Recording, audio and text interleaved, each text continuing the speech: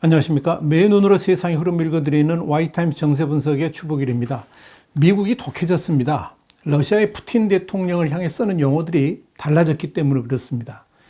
이 조 바이든 미국 대통령은 미국 시간으로 16일 우크라이나 침공을 지시한 블라디미르 푸틴 러시아 대통령에 대해서 처음으로 전범이다, 전쟁 범죄자다 이런 단어를 사용했습니다.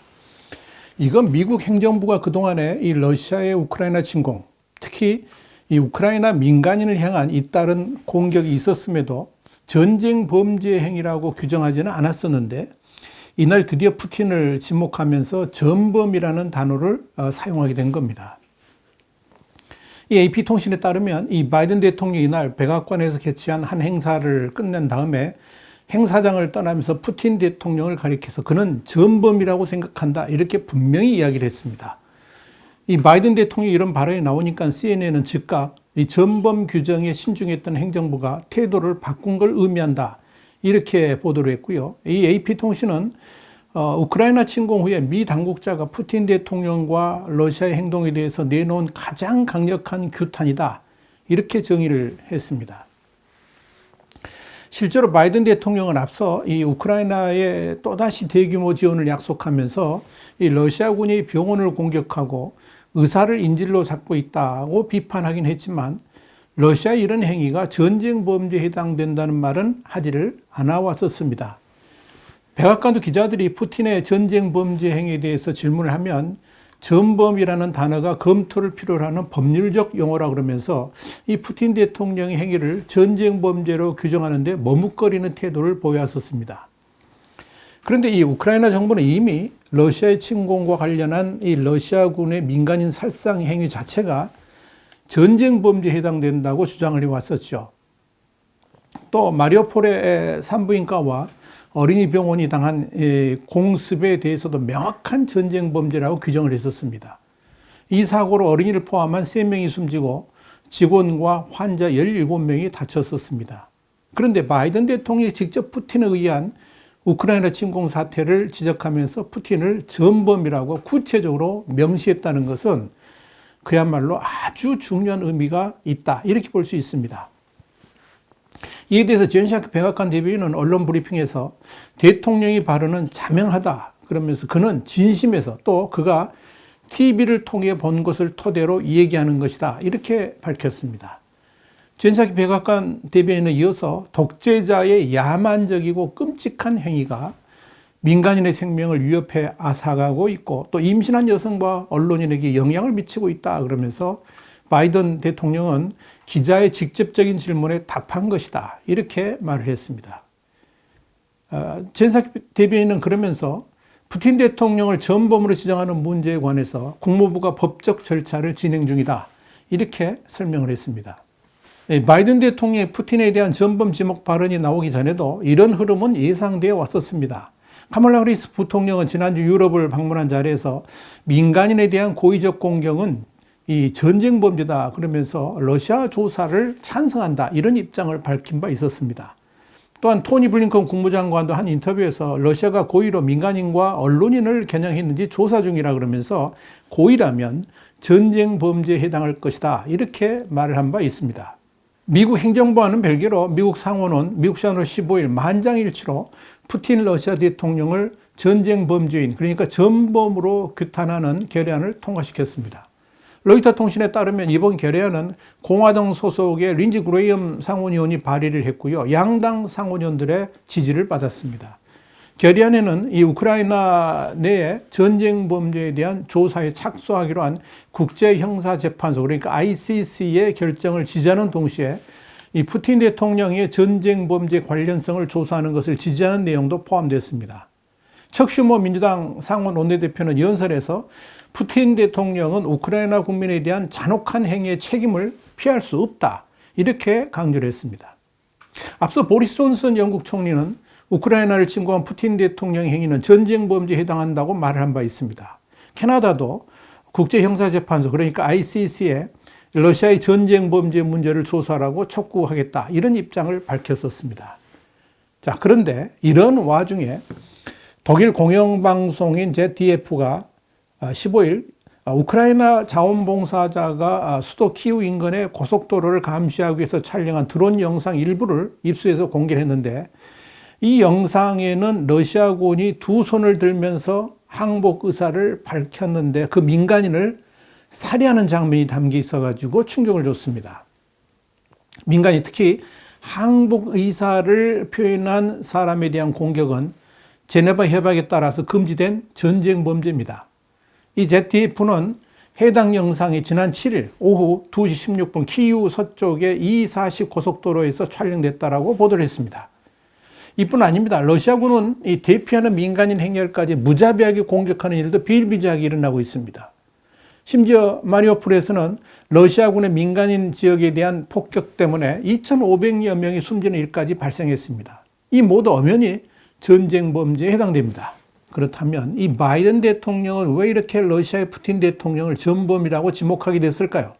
또 그렇게 지목하게 되면 사실상 외교적으로도 완전히 돌아올 수 없는 길을 걷는 것이나 다름없는데도 왜 푸틴을 전범이라고 지목을 했을까요?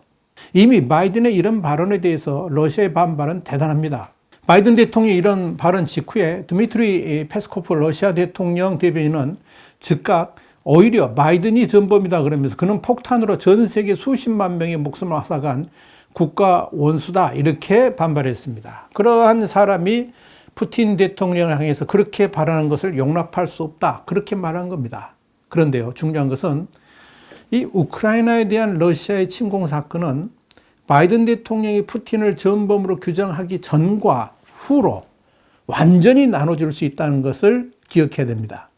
그러니까 일단 바이든 대통령이 전범으로 규정함에 따라서 이 러시아의 우크라이나 침공 과정에 드러난 러시아 행위가 전쟁 범죄에 해당하는지를 구체적으로 조사를 하고 이 자료를 토대로 국제사법재판소에 제소하게 될 겁니다. 이미 개인의 전쟁 범죄 문제를 다루는 국제형사재판소, 그러니까 ICC의 카림 칸 검사장은 이번 침공 과정에서 전쟁 범죄가 있었다고 볼 만한 합리적인 이유가 있다 그러면서 39개 나라로부터 조사 승인을 받았다라고 밝힌 상태입니다. 또 우크라이나는 이번 침공 관련해 가지고 개인이 아닌 국가 간 분쟁을 다루는 국제사법재판소 ICJ에서 러시아에 대한 법적 절차를 시작했습니다. 자, 그렇기 때문에 푸틴에 대한 전쟁 범죄 조사는 급물살을 탈 가능성이 아주 높습니다. 진짜 중요한 것은 지금부터 미국이 러시아를 다루는 방법이 달라질 수밖에 없다는 거죠. 우선적으로 미국은 푸틴을 더 이상 외교 파트너로 고려하지 않을 겁니다. 그 말은 앞으로 미국 정부의 외교는 푸틴을 글로벌 외교에서 배제하고 무시하는 방향으로 진행될 수 있음을 보여줍니다. 이런 2002년 1월 29일 조지 W. 부시 미국 대통령이 이라크, 이란, 북한을 거론하면서 뭐라 그랬습니까? 악의 축이다 그랬잖아요. 악의 축이라고 지칭했던 것을 연상케 합니다. 당시 부시 대통령은 이들 국가에 대해서 군사력 행사를 포함해 가지고 해당 국가의 정권 교체를 추구하는 등 강경 자세를 보인 바 있었습니다. 이 악의 축 국가가 대량 파괴 무기 개발 및 테러 지원 국가를 뜻한다 그러면 전범은 고의 살해라든지 고통, 광범위한 재산 파괴나 압수, 의도적인 민간인 공격을 아우르는 행위를 한 자를 일컫는 겁니다. 중요한 것은 유엔 안전보장이사회의 상임이사국이기도 한 러시아의 대통령을 전범으로 규정했다는 것은 더 이상 러시아는 한 국가의 수반이 아니라 범죄자로 취급하겠다는 것이어서 앞으로의 미국 행보가 주목됩니다. 그만큼 이 러시아에 대해서 강경 대응을 하겠다는 의미이기 때문에 그렇습니다. 실제로 미국은 푸틴을 이렇게 전범으로 규정한 날 바이든 대통령은 16일 우크라이나에 대한 8억 달러 이상의 새로운 군사 지원 방안을 발표했습니다. 이렇게 되면 이번 주만 10억 달러, 한 1조 2,400억 가까이 되죠. 그리고 작년 바이든 대통령 취임 이후까지 전부 합치면 20억 달러에 이릅니다. 자, 특이한 것은 바이든 대통령이 이번에 대국민 연설을 통해서 우크라이나에 보낼 무기 품목들을 하나하나 열거했다는 점입니다. 바이든 대통령은 러시아 항공기와 헬기를 차단하기 위한 800기의 대공 미사일 스팅어 시스템, 제블린 대전차 미사일 2,000기, 이렇게 해서 9,000기의 대기갑 공격무기, 그리고 기관총, 유탄 발사기, 소총, 곤총 같은 이런 7,000정, 또 소화기 탄약 및 박격포탄 2,000만 발을 보낸다. 이렇게 밝혔습니다. 바이든 대통령은 특히 지원 품목에 100기의 드론이 포함되어 있다라고 말했습니다. 그러면서 우크라이나의 방어를 위해서 최첨단 무기를 보내겠다는 약속 이행의 차원이다. 이렇게 설명을 했습니다. 바로 이 드론은 러시아의 푸틴이 레드라인이라고 그러면서 매우 민감하게 여기는 무기이기도 합니다. 자, 이런 측면에서 보면 이 바이든 대통령의 이런 발언은 아주 중요한 의미를 던져줍니다. 사실상 우크라이나를 본격적으로 지원하겠다는 것이고, 더 이상 우크라이나가 러시아에 휘둘리지 않도록 철저하게 지원하겠다는 강한 의지를 보여주고 있다. 이렇게 보시면 됩니다.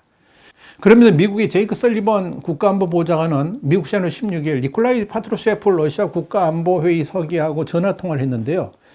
여기서 이런 말을 했습니다. 어떤 경우든 우크라이나에 대해서 생화학무기를 사용해서는 안 된다. 그렇게 말을 하면서 어떤 형태로든 생화학무기 사용을 결정할 경우에 그에 상응하는 후과가 있을 것이다. 이렇게 강력하게 경고를 했습니다. 미국이 이렇게 러시아의 푸틴을 강력하게 몰아붙이는 것은 우크라이나 전쟁의 승패가 이미 갈렸다고 보는 것이고, 푸틴의 계획은 이미 실패했다고 판단하고 있기 때문에 그런 겁니다. 더불어서 푸틴이 확전을 해올 능력도 없지만 만약 그렇게 한다 하더라도 미국과 나토 동맹이 그런 푸틴의 의지를 얼마든지 꺾을 수 있다고 본다는 뜻입니다. 푸틴을 전범이라고 규정함으로써 얻을 수 있는 또 하나의 효과는 우선적으로 러시아하고 싸우고 있는 우크라이나인들에게 엄청난 용기와 힘을 부여해 줄 수 있을 뿐만 아니라 이 러시아 국민들에게도 푸틴과 거리 두기를 할 수 있는 명분을 제공해 준다는 점입니다.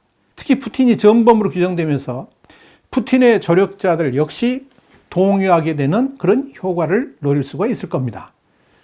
영국의 고든 브라운 전 총리는 푸틴과 그의 조력자들이 우크라이나에서 심각한 침략 행위를 저질렀다 그러면서 국제사회가 이들을 기소하고 특별재판소를 세워서 이들의 범죄를 다뤄야 한다. 이렇게 주장을 했습니다.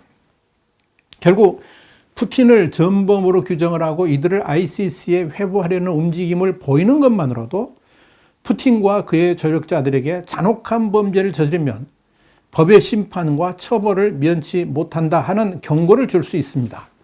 이런 행위는 곧 푸틴의 조력자들에게 두려움을 줄 수 있을 것이고, 또 푸틴의 지휘체계가 무너지는 결과로도 이어질 수가 있을 겁니다. 과거 나치 범죄자들도 나중에는 정의의 세력이 협력했던 것처럼 이 푸틴의 조력자들도 그렇게 변해갈 수 있다는 것을 말해줍니다. 바이든 대통령 이런 관점에서 16일 대국민 연설을 통해 이런 말을 한 겁니다. 오늘 나는 솔직해지고자 한다. 우크라이나 전쟁은 길고 어려운 전쟁이 될 것이다. 그러면서 하지만 미국 국민은 이 푸틴의 부도덕하고 비윤리적인 공격 앞에 변함없이 우크라이나 국민을 지지할 것이다. 그렇게 말했던 겁니다. 한마디로 끝장을 보겠다 하는 이야기입니다.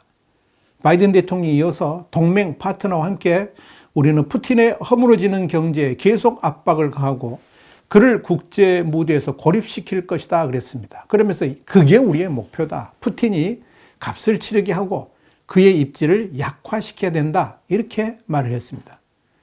바이든 대통령은 또 세계는 우크라이나 지지와 푸틴이 매우 비싼 값을 치르게 한다는 투지에 단결했다. 그러면서 앞으로 며칠, 몇 주 더 많은 일을 할 것이다. 이렇게 말했습니다. 이어서 우리는 푸틴의 경제에 손상을 주고 제재를 할 것이다. 그러면서 시간이 갈수록 고통은 커지기만 할 것이다. 이렇게 강조했습니다. 여러분, 이렇게 푸틴이 일으킨 우크라이나 전쟁은 끝을 향해 달려가고 있습니다. 더불어 푸틴의 비참한 말로도 서서히 구름 밖으로 얼굴을 내비치고 있습니다. 와이타임 정세분석이었습니다. 다음 시간에 다시 뵙겠습니다. 감사합니다.